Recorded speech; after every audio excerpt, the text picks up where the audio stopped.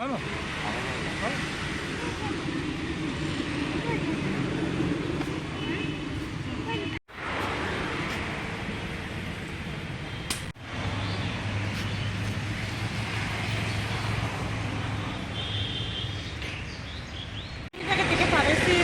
11টা দিকে তো তারা আইনে সেটা আমার বড় ছেলে নামাজ দিচ্ছে মানে 1টা 2টার দিকে নামাজ সারা রাত তো খোঁজাখুঁজি করছে না? সারা রাত আমরা খোঁজাখুঁজি করছি, এমনকি আমার ভাই আমার বাপের বাড়ি তো খবর পাঠিয়েছি, তারাও খোঁজাখুঁজি করছে, তাও গেছে না, কোনো মনে পাইনি।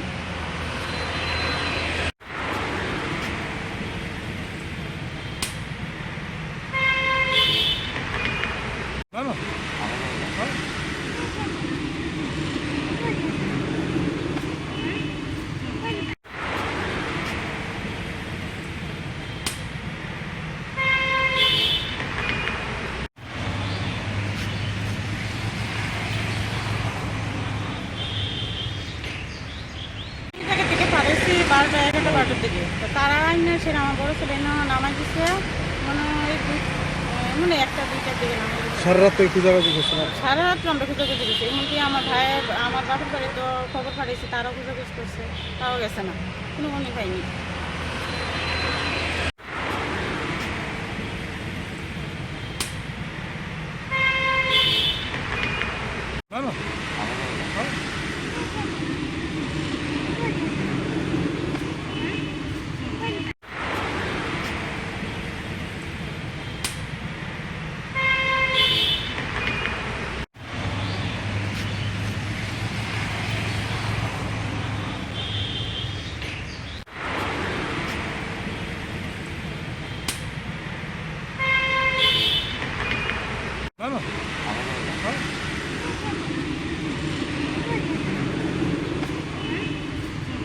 আমি আইসি দেখেন, আমি গেছিলাম ঈদের পরের দিন, আমি নিমখান থেকে অনেক দূরে কুনাবন রাধানগর, ওই জায়গাতে আমার স্বামী আমরা পুরো ফ্যামিলি 2 ফ্যামিলি আমরা গেছি ট্রেনের বাড়িতে মানে বেড়ানো লেগে, আবার ওই ট্রেনের ভাতি যাবো দিতে যাবো কালটা, তো গেছি বিদেশ, বিদে টিদে করে দিমু ভাগিন দিদি।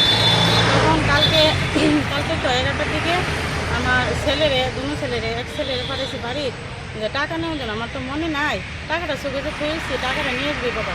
আর বড় ছেলে ও আমার ভাতিজারে নিয়ে শপিং করতে এসে আগরতলা, তখন তারা আইসে বাড়ির থেকে আমার ছোটো ছেলে টাকা নিছে নিয়ে, তারপরে আইসে শেখরপুর আইতে গিয়ে আমার বড় ছেলের কাছে যে দাঁড়া, আমি তো এখানে নামুম, আমি তো টাকা করতে যাবো, আমি শেখরপুর নামুম, তোরা যা শপিং করতে। আমি যাওয়ানোর সময় আমার ফোন করিস, আমি বাড়িতে যাবো। তখন কী করছে আমার বড়ো ছেলে, আচ্ছা ঠিক আছে, তো অনেক বাইকেতে নামাই দিছে, দিয়ে আমার বড়ো ছেলে ও আমার ভাতিজারে নিয়ে শপিং করতে গেছে, শপিং করে তারপরে আমরা আগরতলা থেকে আওয়ার সময় এর কাছে ফোন করছে, যে ফোন করতে পরে ফোন ঢুকে না, সুইচ অফ, যে কই আসিস কিংবা তোর তো বাড়িতে যাবো, আর এত দূরে বৃষ্টিও নামছে, কীভাবে যাবো, বিকাল হয়ে যেতেছে না। তখন তার মোবাইল ফোন ঢুকতেছে না, সুইচ অফ, তার কোনো খবরও পাওয়া যেতেছে না। তখন আমরা তো চিন্তা, আরে সন্ধ্যে এসে এখনও ছেলেটি আইতেছে না, 3টা ছেলে গেল, তখন এই সন্ধ্যা মানে 6টা 7টা বেজে এসে আমার বড়ো ছেলে গেছে, গিয়ে সেটার সাথে আমার ভাতিজাও গেছে, গিয়ে বলতেছে তো হেরে তো সাথী স্বপন নিয়ে তো হেরে পাওয়া যেতেছে না, হের মোবাইলও বন্ধ, এর তো বাইকে তো জানি নামছে, তো 2টা 3টা বাজবো নামছে, তো আমরা তো শপিং করে হেরে ফোন করতেছি, হেরে আর পাওয়া যেতেছে না, আমি কই আসছে কি আসছে কোনো খবর নাই। তখন একটা চিন্তা করে গেলাম, গাড়ি টাকার জন্য হেরে ফাটাইলাম, টাকাটা লিয়ে কই গেল, কি হইলো না, হেরে কি কেউ নিচ্ছে গা কিডন্যাপ কইরা, হ্যাঁ। তো তখন কী করছি, তো অনেক চিন্তা দ্বারা অনেকক্ষণ ফোন করলাম আত্মীয় স্বজনের বাড়িতে, তো আত্মীয় স্বজন সবাই গেলো না, আইসে না কেউ, মানে এমন কথা কয় না যে হেরে দেখছি কে বা আইসে। তখন আমি কী করলাম, সকালবেলা ভোরবেলা ওখান থেকে হাঁটতে গাড়ি পাওয়া যায় না, ওইদিকে কারেন্টও নাই, আমি হাঁটতে ওখান থেকে মনে 1 কিলোমিটার হাঁটা দৌড়ছি, আমার ছোটো ছেলেকে বড়ো ছেলেকে নিয়ে মেয়েরে নিয়ে তাড়াতাড়ি আইসি বাড়ি খাইয়া শুনি আমার পাশের বাড়ি এমন কথা, পাশের বাড়ি নিয়ে বলে বাড়িতে।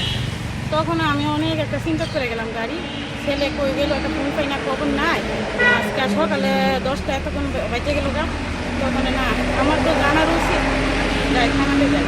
তখন আইলাম আমতলী থানা, সেটা বড়োবাবুকে জানাইলাম, তখন বড়োবাবু সে বাবুর সাথে মেয়ের লোকজন আসলো, তারা কী করছে জানি না, তো আমার কইছে পরে কথা বলুন, তখন পরে আমি গেলাম, যে বড় বাবুর এইভাবে জানালাম, তখন বড় বাবু বলছে যে তুমি কী কারণে আসছো?"